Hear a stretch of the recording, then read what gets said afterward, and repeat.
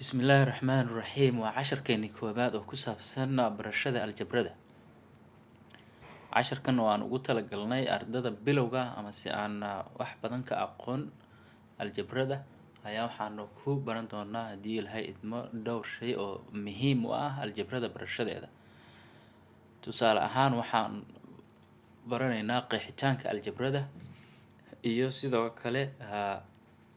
weero ama se erayo muhiim u ah aljabrada qofku inuu yaqaano marka uu rabo inuu wax ku xisaabsado. ereyadaas oo kan qayb ka mid ah aan casharkan ku baran doono ayaa ay kala yihiin sida variables, constants, coefficients, terms, expressions iyo wixii la mid ah. gadaalna haddii ilaahay idmo waxaan ku arki doonaa qaybo kale. waxaan ugu bilaabanay qaybahaas casharkeenan koobaad oo aan ugu talagalnay inuu noqdo casharka ugu horeeya casharo badan insha Allah aan bixin doono si ay uga caawiso qofka aan wax badan ka aqoonin aljabrada inuu yaqaano asaaskeeda. sidaa darteed waxaan ku bilaabanay casharkeena su-aashaan dhahaysa aljabra maxay tahay, what is algebra? answerkana iyadoo siyaabo kala duwan oo badan loo qeexi karo waxaa lagu soo kooban karaa sida tan. aljabradu waa qayb ka mid ah ama weliba qayb aad iyo aad muhiim oo ka mid ah aljabrada taasoo isticmaasha mathematical statements si ay u qeexda ama u describe garayso shuruuc ah xiriir ama se operations ka dhexeeya xisaabtaas. marka adigu definitionkaaga aad akhrisanaya laakiin Soomaaliyan haddii la soo koobo waa intaas. aljabradu waa qayb asaasi oo muhiim ah oo ka mid ah xisaabta. waxaan u leenahay qaybo kale oo aljabra aan ahayn baa jira xisaabta sida calculuska oo kale, geometryga xiriir badan baa la lahaato laakiin aljabrada xoogaa way ka yara shuruuc duwan yihiin sida aan soo sheegnay calculuska, geometryga, trigonometryga iyo qaybo kale oo qofku ugu tagi doono xisaabaadka sarsare. laakiin asaaska xisaab oo dhan waa aljabrada. waxyaabaha aan sidoo kale arki doono waxaa ka mid ah variables ama se constants, coefficients, terms, expressions, kuwa kalena way noo socdaan sida equations iyo wixii la halmaala. waxaa iga raali noqonaysaa anigu waxaan ku bartay luqadda ingiriiska waxaan bartay oo dhan nasiib uma yeelan inaan ku barto luqadeyda hooyo. sidaa darteed dadka laga yaabo inay daawadaan oo aan iyagu ku barta xisaabta afkooda hooyo waan aaminsanahay inuu isagu asaas yahay laakiin anigu nasiibka uma yeelan. sidaas darteed waxyaabahan oo dhan waxay ku qeexan yihiin qaab ingiriisi. variables haddaan soo qaadano oo kale waa letters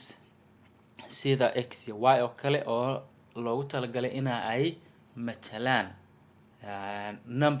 numberskaas oo kala duwanaan kara. constants waa nambaro ku jira terms aljabra ah kuwaas oo ah number kaliya oo aysan la soconin wax variables sida x iyo y iyo z iyo wax la mid ah ma wato, waa numbers iska qalalan oo sidiisa. coefficientska waa horgale ayay Soomaalidu tiraahdaa, waa lambarka ku jira term ka kooban number iyo variable. iyagoo tusaalayaal fiican oo arki doonaa page-keena labaad. terms waxa weeye laba qaybood oo xisaab la isu geeyay ama laba term qaybihi hadda page-ka hore kusoo aragnay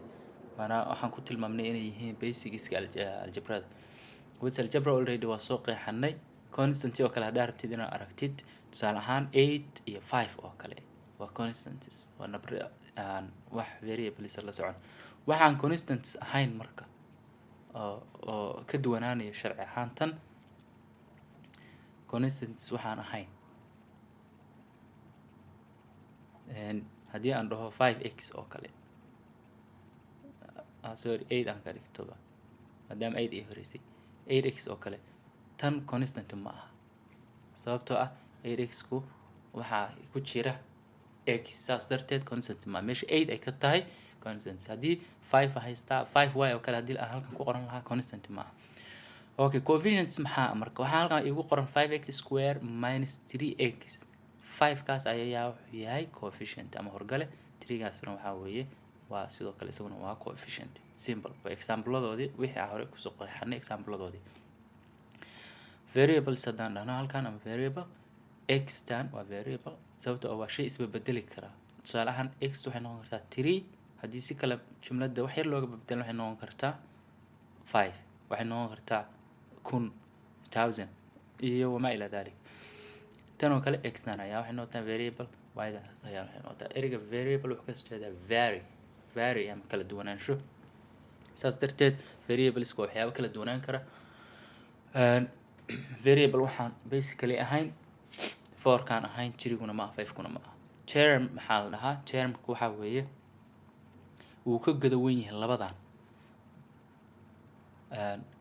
si kooban haddii loo dhahaan waxa weeye coefficientska iyo variable-ka labadooda wuu ka guda weyn yahay tusaale ahaan 5x square is a term waa one term oo madax bannaan 3x na waa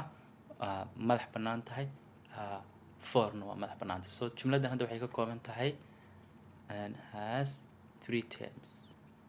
saddex term ayaa noogu jira 3 terms ayay leedahay so termkuna waa saas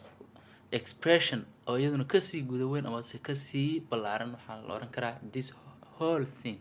waa expression tusaale 5x square plus 3x minus 4y is an expression it's an algebraic expression saas darteed midba mid kale waa kasii weyn yahay haddaa usii fiirsatid so si degdeg haddaan ku dulmarno aljabrada qeexideeda waa maxay waa qeyb muhiim oo xisaabta kamid oo wax lagu xisaabsado oo leh shuruuc iyo structures iyada u degan constant muxuu yahay waa number madax bannaan oo wax kale la socon oo pure number ah coefficient maxaa weeye waa horgalaha xisaab aljabra oo ay ku jirto number iyo xaraf labadaba sida 5 ama x labadaba ka kooban variable-na waa xarafka kaligiis ama se x y z ama z maartide